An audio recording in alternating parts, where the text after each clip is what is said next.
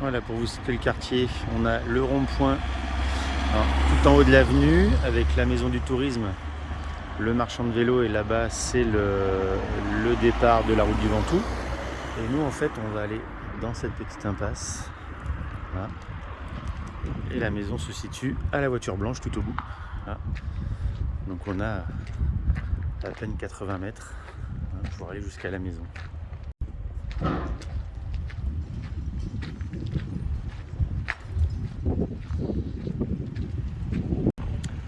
Donc vous arrivez à la maison, en fait la première maison que vous distinguez, ici où il y a la Minitel, c'est la maison voisine donc, qui est déjà réservée.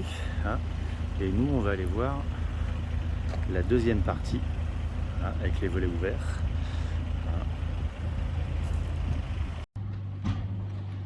Donc derrière la maison, en fait vous avez, ça c'est la maison voisine, on est d'accord. Voilà, toujours l'impasse d'accès, on est la dernière maison de l'impasse. La première partie ici c'est une petite cour où en fait la voisine va faire un atelier vélo. Hein.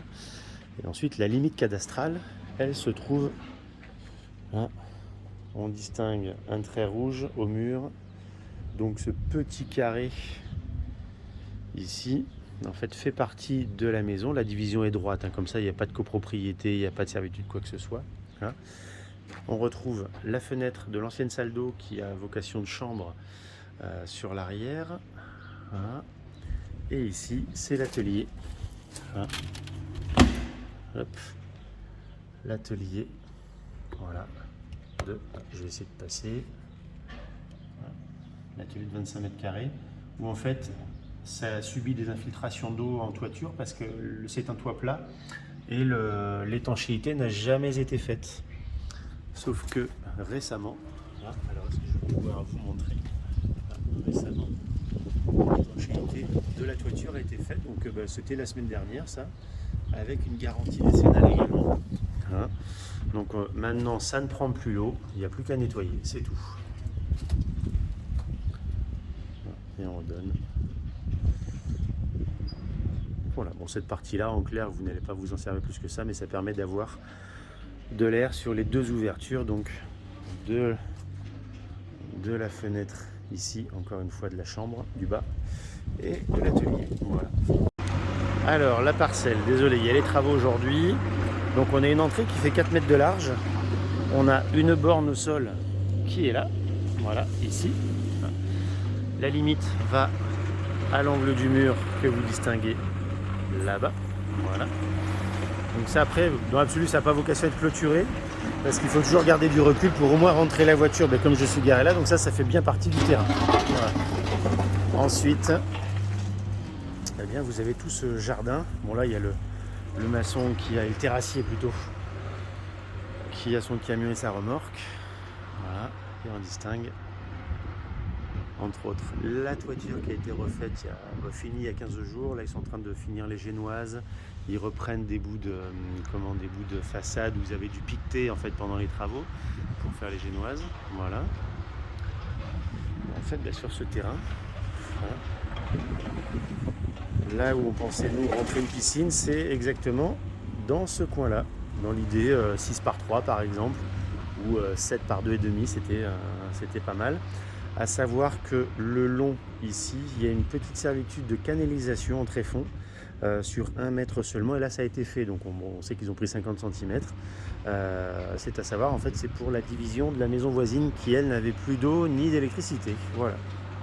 Donc c'est pas très gênant, hein, c'est sur le côté. Hein. Et on a dans cette limite, avec le voisin qui est encore derrière, là mais qu'on ne voit pas avec le mur, hein, on a ces 3 regards. Hein, qui ramène l'eau, l'électricité, les télécoms pour les 2 maisons. Voilà, tout est enterré maintenant, les travaux sont faits. Voilà.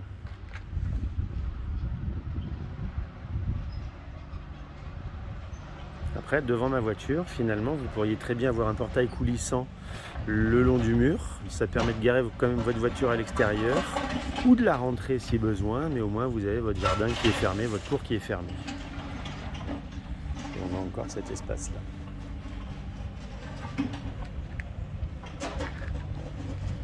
Et la maison que vous distinguez Voilà. Voilà.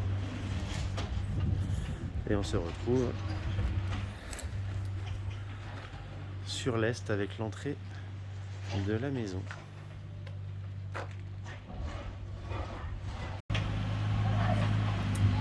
Donc je suis devant l'entrée. Voilà. Là, il y a encore les travaux en ce moment. Voilà. Aujourd'hui, ce sont les travaux de raccordement d'eau, d'électricité, de télécom, pour la maison d'à côté principalement, qui n'avait plus rien. Voilà. Là-bas, on a la porte de l'atelier.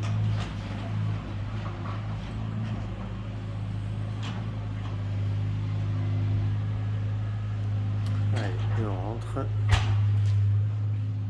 Donc vous retrouvez, parce que vous avez vu en photo, hein, la grande pièce d'entrée qui totalise 42 mètres carrés. Hein. Grande surface aussi pour la cuisine, si je prends un peu de recul. Ça vous fait quand même une belle pièce. Voilà. La cheminée a vocation à disparaître, parce qu'en fait, en refaisant la toiture à neuf, le choix a été pris de ne pas refaire de conduit de cheminée, parce que le conduit à l'étage que vous verrez tout à l'heure gênait complètement, parce que le conduit assez imposant était en haut de l'escalier, donc pas des plus pratiques.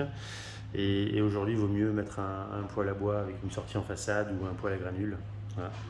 Ou éventuellement refaire une souche de cheminée en toiture, mais un peu plus adaptée. Voilà. Là, si vous ouvrez ce mur, on retombe dans l'atelier, en fait, qui est juste sur le côté là-bas, la porte qu'on a vue tout à l'heure. Voilà. On a une ancienne salle d'eau qui ferait office de chambre, avec une fenêtre à réinstaller ici qui donne côté nord. Voilà. Mais on a de la plomberie et les toilettes. Donc on peut tout à fait faire une chambre avec salle d'eau. Mais éventuellement, vous verrez là derrière, en fait, on a une très grande salle de bain qui fait 10 mètres carrés. Et on avait idée, nous, de casser finalement au milieu pour faire 2 salles d'eau. Sachant qu'on a la deuxième chambre ici qui fait 15 mètres carrés.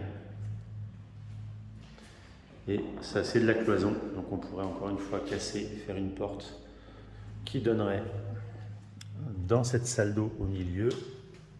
Je sais, elle est magnifique. Hein, avec 3 douches.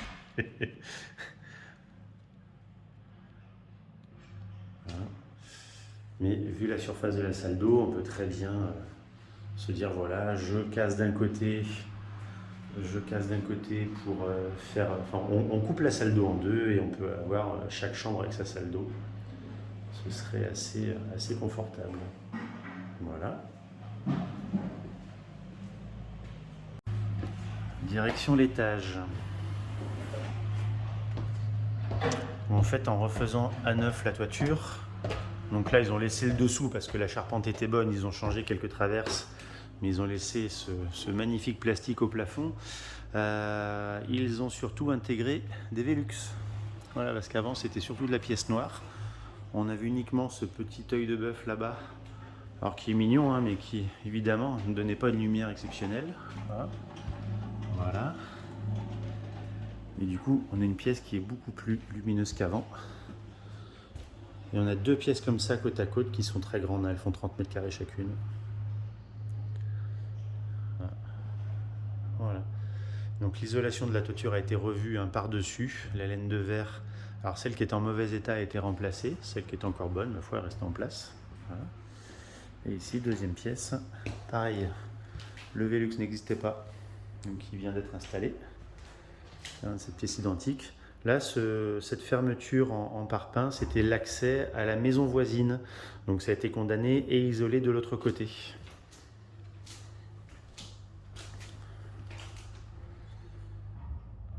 Voilà, on a la charpente apparente. La même chose, 30 mètres carrés pour la pièce. Voilà, pour les 2 chambres, 2 grandes chambres à l'étage. Donc 2 chambres en bas avec salle d'eau et toilette au milieu, 2 très grandes pièces à l'étage. Après, donnez la destination que vous voulez, évidemment.